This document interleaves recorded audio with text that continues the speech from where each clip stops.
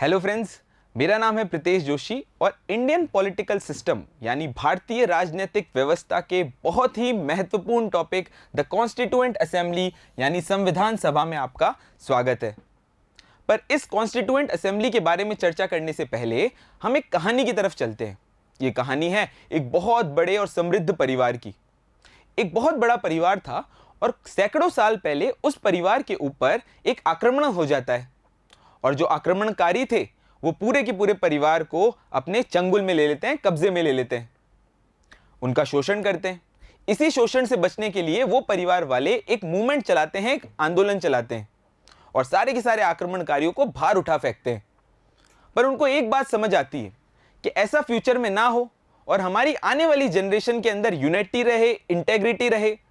इसके लिए हमें कोई ना कोई रूल्स रेगुलेशंस बनाने पड़ेंगे, सभी के अधिकार तय करने पड़ेंगे, दायित्वों को तय करना पड़ेगा, जिससे हमारी आने वाली जनरेशन यानी हमारा परिवार सुरक्षित रहे।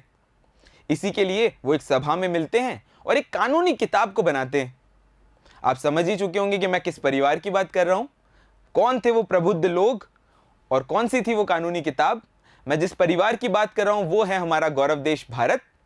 मैं जिन लोगों की बात कर रहा हूं वो इंटेलेक्चुअल लोग, वो प्रबुद्ध व्यक्ति थे, हमारी कॉन्स्टिट्यूएंट असेंबली के मेंबर्स। और मैं जिस किताब की बात कर रहा हूं वो कानूनी किताब थी the constitution of India, Bharat का संविधान। तो संविधान सभा की इस यात्रा में आपका स्वागत है। अपनी सुरक्षा पेटी बांध लीजिए और मेरे साथ इस यात्रा का अनुभव कीजिए। कॉन्स्टिट्यूएंट असेंबली यानी संविधान सभा को समझने से पहले हमें फ्लैशबैक में जाना पड़ेगा। ये कि कॉन्स्टिट्यूएंट असेंबली की कहानी कॉन्स्टिट्यूएंट असेंबली तक पहुंची कैसे। वो साल था 1934 का। 1934 में एम एन रॉय नाम के एक व्यक्ति, जो फादर ऑफ इंडियन कम्युनिज्म यानी भारतीय साम्यवाद के जनक भी कहलाते हैं, उन्होंने आइडिया ऑफ कॉन्स्टिट्यूशन रखा। उन्होंने ये कहा कि कॉन्स्टिट्यूएंट असेंबली होनी चाहिए और एक कॉन्स्टिट्यूशन होना चाहिए। इसी के एक साल बाद यानी 1935 में इंडियन नेशनल कांग्रेस ने भी इस डिमांड को ऑफिशियली ब्रिटिशर्स के सामने रखा और ब्रिटिशर्स ने इस डिमांड को फुलफिल करने के लिए 5 साल लगा दिए। यानी 1940s में ब्रिटिशर्स ने अगस्त ऑफर के अंदर इस डिमांड को फुलफिल कर लिया। पर 5 साल के इस टाइम को लगाने के पीछे कारण क्या था और ऐसी क्या सिचुएशन थी कि ब्रिटिशर्स जैसे चालाक लोगों ने हमारी कॉन्स्टिट्यूएंट असेंबली की डिमांड को मान लिया। वो रीजन था वर्ल्ड वॉर सेकेंड के टाइम ब्रिटिशर्स बड़े परेशान थे। यूरोप में हिटलर का डर था तो ईस्ट में जापानीज इन्वेजन का डर, और उनकी सिचुएशन दिन ब दिन खराब होती जा रही थी। इसी सिचुएशन को बेटर करने के लिए लॉर्ड लिनलिथगो ने ब्रिटिशर्स, जो कि गवर्नर जनरल थे इंडिया के, उन्होंने बिना भारतीयों से पूछे भारतीयों का रिप्रेजेंटेशन वर्ल्ड वॉर सेकेंड में दे दिया। इससे भारतीय बड़े नाराज हुए और 1940 के अगस्त ऑफर में ब्रिटिशर्स ने कॉन्स्टिट्यूएंट असेंबली की जो डिमांड थी उसको फुलफिल कर लिया। और इसी प्रॉमिस को फुलफिल करने के लिए 1942 में क्रिप्स मिशन आता है, क्रिप्स प्रपोजल आता है। अब ये क्रिप्स प्रपोजल क्या था? सर स्टैफोर्ड क्रिप्स नाम का एक व्यक्ति भारत में आता है और ब्रिटिशर्स के कॉन्स्टिट्यूएंट असेंबली के जो प्रॉमिस था उसको फुलफिल करने के लिए भारतीयों के सामने कुछ शर्तें रखता है। वो शर्तें क्या थी? वो शर्तें ये थी कि भाई कॉन्स्टिट्यूएंट असेंबली बनेगी, भारतीयों के लिए ही बनेगी, भारतीयों के द्वारा ही बनेगी, पर वर्ल्ड वॉर सेकेंड के बाद। और इसी बात पर पंडित जवाहरलाल नेहरू कहते हैं कि यह चूना अपने चाचा को लगाना, क्योंकि वर्ल्ड वॉर फर्स्ट के टाइम पे भी आपने हमें इसी तरीके का धोखा दिया था। इस वजह से अब हमें हमारी कॉन्स्टिट्यूएंट असेंबली चाहिए।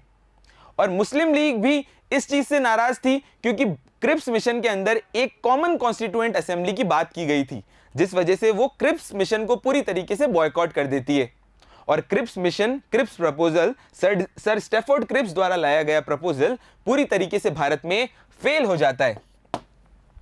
लेकिन भारतीयों का कॉन्स्टिट्यूएंट असेंबली का सुनहरा सपना पूरा होता है 1946 के कैबिनेट मिशन प्लान में। 1946 के कैबिनेट मिशन प्लान में, कैबिनेट मिशन में 3 लोग जो ब्रिटिशर्स को रिप्रेजेंट करने इंडिया आते हैं और उनका मेन मकसद था कॉन्स्टिट्यूएंट असेंबली बनाना और ट्रांसफर ऑफ पावर को व्यवस्थित तौर पे रखना। 1946 नवंबर में कॉन्स्टिट्यूएंट असेंबली का जो हमारा सपना था वो कैबिनेट मिशन प्लान के थ्रू पूरा हो जाता है और इस कैबिनेट मिशन में 3 महत्वपूर्ण व्यक्ति आते हैं। कौन कौन थे वो महत्वपूर्ण व्यक्ति? तो एवी अलेक्जेंडर, पैथविक लॉरेंस और सर स्टेफोर्ड क्रिप्स। ये वही क्रिप्स हैं जो ऑलरेडी 42 में बेवफा होके यहां से चले गए थे। अब देखिए, इसी को याद करने का एक बड़ा इंटरेस्टिंग तरीका है। देखते हैं कैसे हम इसको याद करते हैं, एक बकवास सी कविता के थ्रू। 1934 में एम एन रॉय से जो शुरुआत कहानी हुई, 1946 के नवंबर में रुकी। 34 में रॉय बोले, 35 में कांग्रेस, 40 में अगस्त आया, 42 में प्रस्ताव यानी क्रिप्स प्रस्ताव। 34 में रॉय बोले, 35 में कांग्रेस, 40 में अगस्त आया, 42 में प्रस्ताव, और कैबिनेट मिशन प्लान के थ्रू बढ़ गया हमारी कॉन्स्टिट्यूएंट असेंबली का प्रभाव। ऐसी कविताओं से हम चीजों को याद करेंगे और पूरी कॉन्स्टिट्यूएंट असेंबली को एक बेसिक फ्रेमवर्क के तौर पे देखेंगे। अब मैं आपको दिखाता हूं कि हमारी कॉन्स्टिट्यूएंट असेंबली दिखती कैसे थी। अब देखो, कॉन्स्टिट्यूएंट असेंबली के जो हेड थे डॉक्टर राजेंद्र प्रसाद, वो आपको यहां पर दिख रहे हैं। जवाहरलाल नेहरू कॉन्स्टिट्यूएंट असेंबली के मेंबर तो थे ही साथ हमारे फर्स्ट प्राइम मिनिस्टर थे, वो भी यहां पर एक स्पीच दे रहे हैं, और बाकी के जितने भी कॉन्स्टिट्यूएंट असेंबली के मेंबर्स हैं वो यहां पर बैठे हैं। अब कॉन्स्टिट्यूएंट असेंबली की कॉम्पोजिशन देखते हैं, उसकी संरचना देखते हैं। कॉन्स्टिट्यूएंट असेंबली की कॉम्पोजिशन यानी संविधान सभा की संरचना, पूरी की पूरी कॉन्स्टिट्यूएंट असेंबली में 389 मेंबर्स थे। टोटल कितने मेंबर्स थे? 389 मेंबर्स थे। इन 389 मेंबर्स में से 296 मेंबर्स ब्रिटिश इंडिया के थे, यानी ऐसे एरियाज जहां पे डायरेक्टली ब्रिटिश गवर्न करते थे, और बाकी के बचे हुए 93 लोग प्रिंसली स्टेट से आते थे। अभी प्रिंसली स्टेट क्या भला है? प्रिंसली स्टेट है ऐसी जगह जहां पर आज भी राजशाही हुआ करती थी, यानी ऐसे एरियाज जो राजा के कंट्रोल में थे। इन 296 मेंबर्स जो ब्रिटिश इंडिया में से थे, इनमें से 292 मेंबर्स आते थे 11 प्रोविंसेस से, यानी 11 प्रोविंसेस से, और बचे हुए 4 मेंबर्स आते थे चीफ कमिश्नर प्रोविंसेस से, यानी आप अगर इसको आसान भाषा में कहो तो यूनियन टेरिटरीज से। जो यूनियन टेरिटरीज थी उसको चीफ कमिश्नर प्रोविंसेस कहते थे, और 4 मेंबर्स आते थे चीफ कमिश्नर प्रोविंसेस से। अब ये 292 मेंबर्स जो कि 11 प्रोविंसेस से आते थे, ये कौन कौन से प्रोविंसेस थे? तो आइए एक भारत के एक आइडिया लेते हैं एक मैप के थ्रू और देखते हैं कौन कौन से ये प्रोविंसेस थे।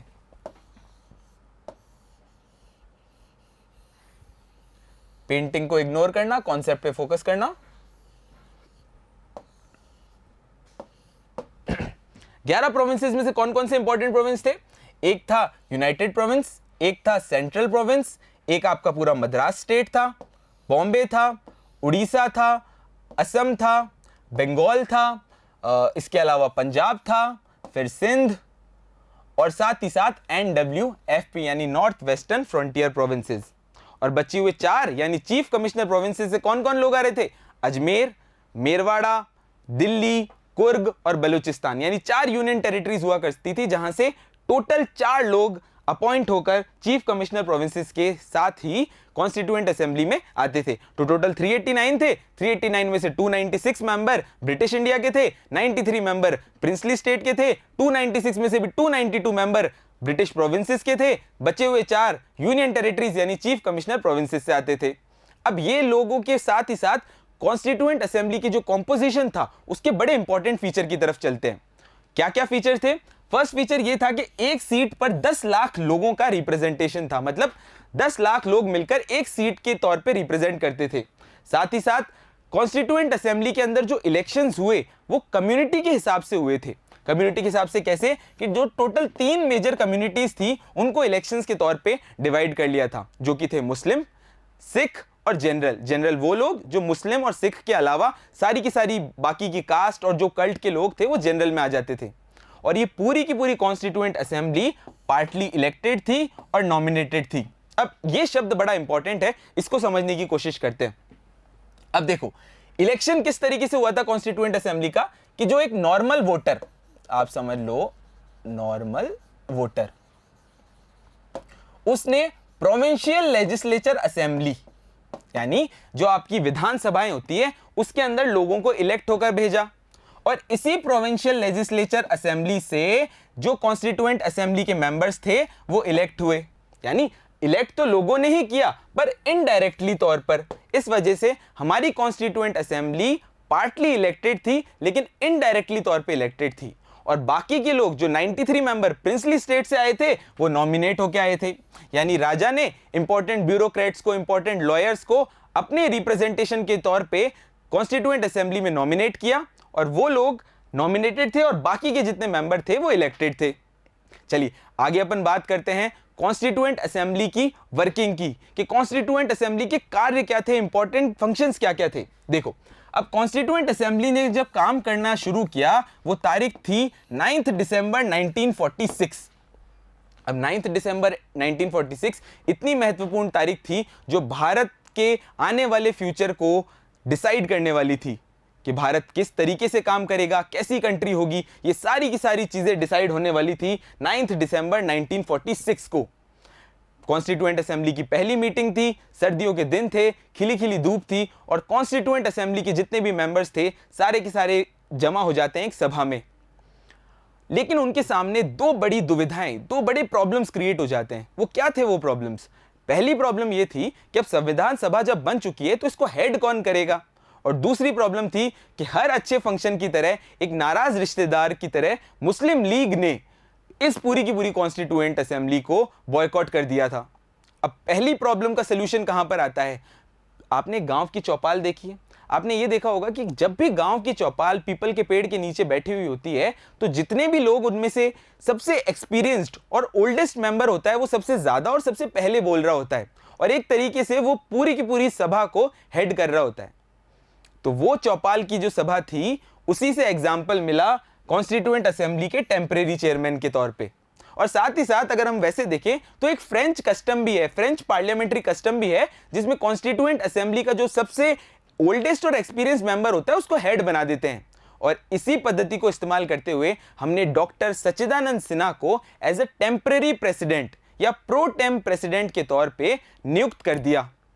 और करने के पीछे क्या कारण थे? दो बड़े कारण थे। कौन कौन से? सच्चिदानंद सिन्हा के साथ में हमने दो काम दिए गए। पहला तो काम था ओथ दिलाना, भाई कॉन्स्टिट्यूएंट असेंबली के मेंबर्स आए हैं, इतना बड़ा काम करने जा रहे हैं तो शपथ दिलाना तो लाजमी है। और साथ ही साथ इंपॉर्टेंट काम था परमानेंट चेयरमैन को इलेक्ट करवाना, परमानेंट चेयरमैन को इलेक्ट करवाना। तो सच्चिदानंद साहब अपने पूरे दोनों काम कर लेते हैं और 11 दिसंबर यानी 9 दिसंबर के 2 दिन बाद 11 दिसंबर 1946 को राजेंद्र प्रसाद को as a permanent chairman, as a permanent president of our constituent assembly नियुक्त कर देते हैं। अब राजेंद्र प्रसाद साहब कॉन्स्टिट्यूएंट असेंबली के चेयरमैन बन चुके थे, कॉन्स्टिट्यूएंट असेंबली स्ट्रक्चर हो चुकी थी, पर अभी तक लोगों में यह संशय था कि इस कॉन्स्टिट्यूएंट असेंबली की बेसिक फिलॉसफी क्या होगी, हमारे कॉन्स्टिट्यूशन के फीचर्स क्या क्या होंगे, कौन कौन से महत्वपूर्ण पद होंगे, इस कॉन्स्टिट्यूशन की बेसिक समरी क्या होगी। उसी प्रॉब्लम के सॉल्यूशन के लिए पंडित जवाहरलाल नेहरू आते हैं और एक ऑब्जेक्टिव रिजोल्यूशन मूव करते हैं। अब ऑब्जेक्टिव रिजोल्यूशन क्या था उसको समझने की कोशिश करते हैं। संविधान सभा के तीसरे सेशन में यानी 13 दिसंबर 1946 को पंडित जवाहरलाल नेहरू एक ऑब्जेक्टिव रिजोल्यूशन यानी उद्देश्य प्रस्ताव मूव करते हैं।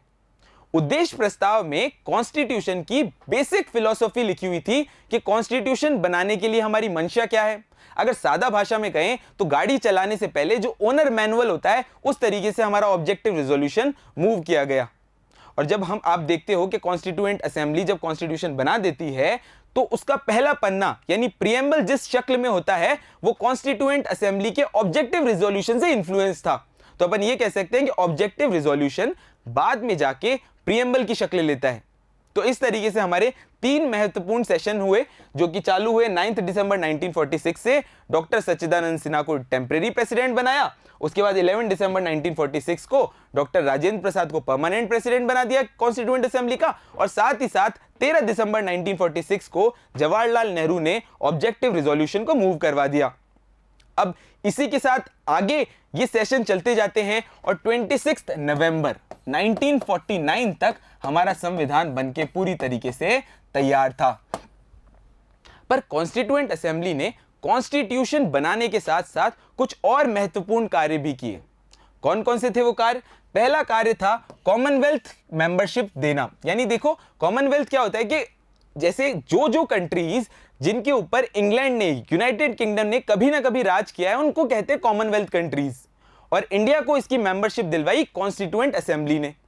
इसके अलावा और क्या क्या कार्य किए? तो दूसरा इंपॉर्टेंट कार्य किया नेशनल फ्लैग, नेशनल एंथम और नेशनल सॉन्ग को अडॉप्ट करवाना। अब कोई सा भी देश है तो उसका अपना यूनिक झंडा होगा, अपना नेशनल सॉन्ग होगा और नेशनल एंथम होगा। उसी तरीके से तिरंगा, जनगण मन और वंदे मातरम को भी अडॉप्ट करवाने के पीछे कॉन्स्टिट्यूएंट असेंबली थी। इसके अलावा तीसरा इंपॉर्टेंट कार्य क्या करवाया, वो ये था कि आने वाले समय में हमारे जनरल इलेक्शंस होने वाले थे, यानी 1951 में जनरल इलेक्शंस होने वाले थे और देश में एक हेड ऑफ द स्टेट की जरूरत थी। हेड ऑफ द स्टेट मतलब देश के सर्वोच्च पद प्रेसिडेंट की जरूरत थी। उसी पद को पूर्ण करवाने के लिए डॉक्टर राजेंद्र प्रसाद को first president of our country भी इसी कॉन्स्टिट्यूएंट असेंबली ने इलेक्ट किया। अब कॉन्स्टिट्यूएंट असेंबली कॉन्स्टिट्यूशन मेकिंग के तो पूरे कार्य कर ही रही थी, लेकिन इसके अलावा भी बहुत सारे महत्वपूर्ण कार्य थे जो कॉन्स्टिट्यूएंट असेंबली को करने थे, और वो थे पार्लियामेंट्री वर्क्स यानी संसदीय कार्य।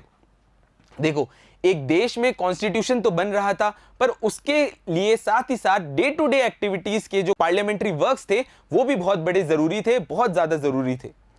इन्हीं कार्यों को पूरा करने के लिए कॉन्स्टिट्यूएंट असेंबली ने अपने आप को दो पार्ट्स में डिवाइड कर लिया। जब कॉन्स्टिट्यूएंट असेंबली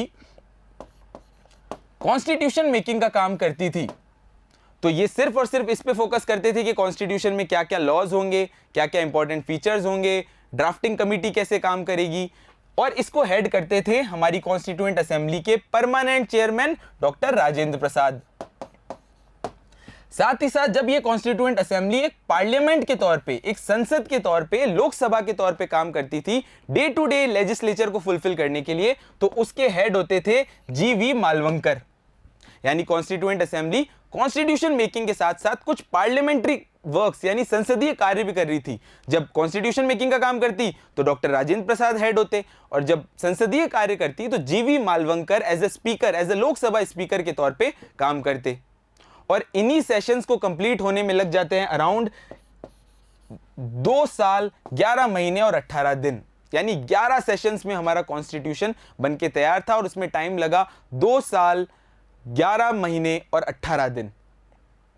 अब नेक्स्ट अपन बात करेंगे इंपॉर्टेंट कमिटीज की। कौन कौन सी कमिटीज थी कॉन्स्टिट्यूएंट असेंबली की, ड्राफ्टिंग कमिटी का क्या रोल था, और एक मिस्ट्री को भी सॉल्व करेंगे। वो मिस्ट्री क्या थी कि 26 नवंबर 1949 को जब हमारा संविधान बनके तैयार था तो हमने 2 महीने का वेट क्यों किया, और हमारा रिपब्लिक डे 26 जनवरी को क्यों मनाया जाता है।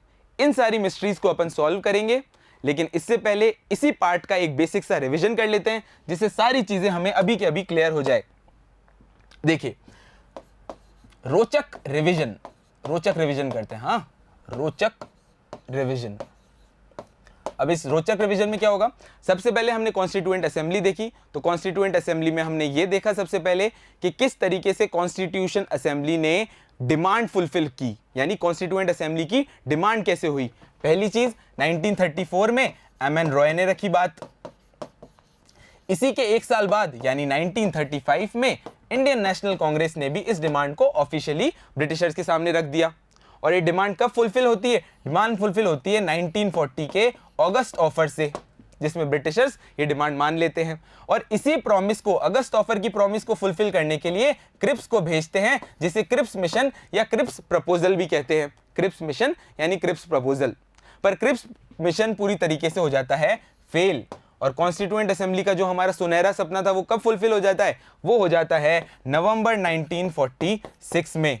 और इसको करने के पीछे कौन थे, कैबिनेट मिशन। कैबिनेट मिशन, ठीक है, कैबिनेट मिशन, जिसमें 3 लोग आए थे। कौन कौन से, एवी अलेक्जेंडर, सर पैथविक लॉरेंस और सर स्टेफोर्ड क्रिप्स। 3 लोग आए थे जिन्होंने हमारे सपने को, कॉन्स्टिट्यूएंट असेंबली को पूरा किया। अच्छा, इसके बाद अपन ने देखी कॉन्स्टिट्यूएंट असेंबली के कॉम्पोजिशन, यानी उसकी संरचना कैसी थी। तो अपन ने ये देखा कि टोटल 389 मेंबर्स थे। इन 389 मेंबर्स में से 296 मेंबर्स ब्रिटिश इंडिया से आते थे, और बाकी के बचे हुए 93 मेंबर प्रिंसली स्टेट से आते थे। ये जो 93 मेंबर्स थे ये नॉमिनेटेड थे, और ये जो 296 मेंबर थे ये इलेक्टेड थे। इन 296 मेंबर को भी फर्दर डाइवर्सिफिकेशन कर दिया।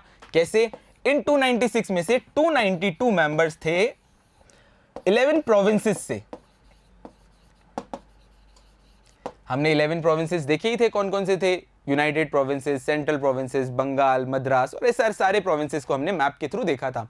इसके अलावा बचे हुए 4 मेंबर्स आते हैं चीफ कमिश्नर प्रोविंसेस से, यानी कि सामान्य भाषा में अगर हम कहें तो यूनियन टेरिटरी से। अब बात कर लेते हैं working of the constituent assembly की, संविधान सभा के कार्यों की। तो संविधान सभा के कार्यों की शुरुआत होती है पहले सेशन को 9 दिसंबर 1946 को, 9 दिसंबर 1946 को। इस दिन क्या होता है, संविधान सभा में एक टेम्परेरी चेयरमैन की जरूरत थी और इस टेम्परेरी चेयरमैन के काम थे एक तो नए चेयरमैन को नियुक्त करवाना और बाकी के संविधान सभा के मेंबर्स को ओथ दिलवाना। और इन्हीं 2 कार्यों को करवाने के लिए हम अपॉइंट करते हैं डॉक्टर सच्चिदानंद सिन्हा को। डॉक्टर सच्चिदानंद सिन्हा को क्यों अपॉइंट करते हैं, क्योंकि ये संविधान सभा के ओल्डेस्ट और मोस्ट एक्सपीरियंस्ड आदमी थे। और ये पूरा जो पार्ट आता है, ये पद्धति हमने कहां से ली, फ्रेंच पार्लियामेंट्री कस्टम के तौर पे हमने ये पद्धति देखने को मिलती है। अच्छा, इसी 9 दिसंबर के 2 दिन बाद यानी 11 दिसंबर 1946 को, 11 दिसंबर 1946 को एक और इंपॉर्टेंट घटना होती है। और वो घटना ये क्या थी कि भाई अब जब टेम्परेरी चेयरमैन बन चुके हैं तो एक परमानेंट चेयरमैन की भी जरूरत है, तभी तो पूरी की पूरी जो कॉन्स्टिट्यूएंट असेंबली होगी वो स्ट्रक्चर में आएगी, प्रॉपर्ली रूल और प्रोसीजर जो है वो फॉलो हो पाएंगे।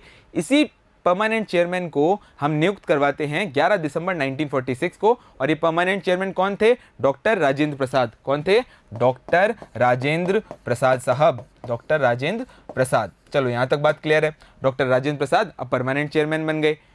पर कॉन्स्टिट्यूएंट असेंबली की अभी तक मंशा क्लियर नहीं थी कि संविधान क्यों बना रहे हैं, बेसिक फिलॉसफी क्या होगी। इसी मंशा को क्लियर करने के लिए इसी तारीख के 2 दिन बाद यानी 13 दिसंबर 1946 को चाचा नेहरू यानी पंडित जवाहरलाल नेहरू जी जो हैं वो हमारी कॉन्स्टिट्यूएंट असेंबली के सामने एक ऑब्जेक्टिव रिजोल्यूशन यानी कि एक उद्देश्य का प्रस्ताव रखते हैं। और वो उद्देश्य का प्रस्ताव क्या था, उद्देश्य का प्रस्ताव के अंदर बेसिक सी फंडामेंटल फिलॉसफी थी कि भाई हमारे संविधान बनाने के पीछे क्या मंशा है, हम ये संविधान क्यों बना रहे हैं, nature of the Indian state क्या होगा, हमारे कॉन्स्टिट्यूशन के ऑब्जेक्टिव्स क्या होंगे। ये सारी बातें क्लियर हो जाती है ऑब्जेक्टिव रिजोल्यूशन में। और ये ऑब्जेक्टिव रिजोल्यूशन आप कहाँ देखते हो, हमारे कॉन्स्टिट्यूशन के पहले पन्ने यानी प्रीएम्बल में। तो ये ऑब्जेक्टिव रिजोल्यूशन आगे जाके प्रीएम्बल का फॉर्म ले लेता है। यहाँ तक क्लियर है बात। अब अपन बात कर लेते हैं आखिरी सेशन की, यानी जिस तारीख को हमारा संविधान पूरी तरीके से बन के तैयार था, और वो तारीख थी 26 नवंबर 1949। 26 नवंबर 1949 के दिन हमारा कॉन्स्टिट्यूशन पूरी तरीके से तैयार था और उसी दिन हमारी संविधान सभा ने हमारे कॉन्स्टिट्यूशन को अडॉप्ट, इनेक्ट और गिव आवरसेल्फ यानी पूरे कॉन्स्टिट्यूशन को अडॉप्ट भी कर लिया, पूरे कॉन्स्टिट्यूशन को बन के तैयार यानी इनेक्ट भी कर लिया और लोगों के लिए दे दिया। पर हम एक और तारीख देखते हैं कि 26 नवंबर के 2 महीने बाद यानी 26 जनवरी को हमारा संविधान रिपब्लिक डे मनाता है, हमारा देश रिपब्लिक डे मनाता है। और इसी रिपब्लिक डे के लिए पर एक और कॉन्ट्राडिक्टरी पार्ट यहां पर उठ जाता है कि जब 26 नवंबर 1949 को हमारा संविधान बन के तैयार था तो हमने 26 जनवरी का क्यों वेट किया, ये बात करेंगे हम आगे के पार्ट में। अच्छा, हमारी कॉन्स्टिट्यूएंट असेंबली की वर्किंग यहां तक तो पूरी कंप्लीट हुई, पर कॉन्स्टिट्यूएंट असेंबली ने कुछ और महत्वपूर्ण कार्य भी किए। क्या क्या थे वो कार्य, कौन कौन से दूसरे कार्य थे जो कॉन्स्टिट्यूएंट असेंबली कॉन्स्टिट्यूशन बनाने के साथ साथ कर रही थी। पहला कार्य तो ये था कि जो भी कॉमनवेल्थ कंट्रीज थी उनकी मेंबरशिप भारत को दिलवाई। दूसरा काम यह किया कि डॉक्टर राजेंद्र प्रसाद को first president of our country elect करवाया। साथ ही साथ कुछ संसदीय कार्य, कुछ पार्लियामेंट्री वर्क्स भी कॉन्स्टिट्यूएंट असेंबली करती थी। और जब ये संसदीय कार्य करती थी, जब वो पार्लियामेंट्री वर्क्स किया करती थी, तब इसके हेड होते थे जीवी मालवंकर साहब। जब संसदीय कार्य कॉन्स्टिट्यूएंट असेंबली करती थी तब उसके हेड होते थे। साथ ही साथ हमारी संविधान सभा ने नेशनल सॉन्ग, नेशनल एंथम और नेशनल फ्लैग को भी हमारे कॉन्स्टिट्यूएंट, और साथ ही साथ हमारी संविधान सभा ने नेशनल फ्लैग, नेशनल एंथम और साथ ही साथ हमारी संविधान सभा ने नेशनल फ्लैग, नेशनल सॉन्ग और नेशनल एंथम को भी अडॉप्ट करवाया। तो ये पूरे के पूरे कार्य थे हमारी कॉन्स्टिट्यूएंट असेंबली के। पार्ट सेकंड में उस मिस्ट्री को क्लियर करने की कोशिश करेंगे कि जब 26 नवंबर को हमारा संविधान बनके तैयार था तो हमने 26 जनवरी का इंतजार क्यों किया। संविधान की कौन कौन सी ऐसी समितियां थी जो पूरे कॉन्स्टिट्यूशन को बनाने के पीछे, संविधान की ऐसी कौन कौन सी समितियां थी जो पूरे कॉन्स्टिट्यूशन को संविधान के पीछे ऐसी कौन कौन सी समितियां थी जिनका सबसे बड़ा काम था कॉन्स्टिट्यूशन को बनाना। उनके अलग अलग संविधान के पीछे ऐसी कौन कौन सी समितियां थी जिन्होंने हमारे संविधान को और ज़्यादा स्ट्रॉन्ग बनाया, और क्या थी वो संविधान के पीछे ऐसी कौन सी समितियां थी जिसने हमारे कॉन्स्टिट्यूशन को डिज़ाइन किया। तो आज की क्लास यहीं तक। Thank you.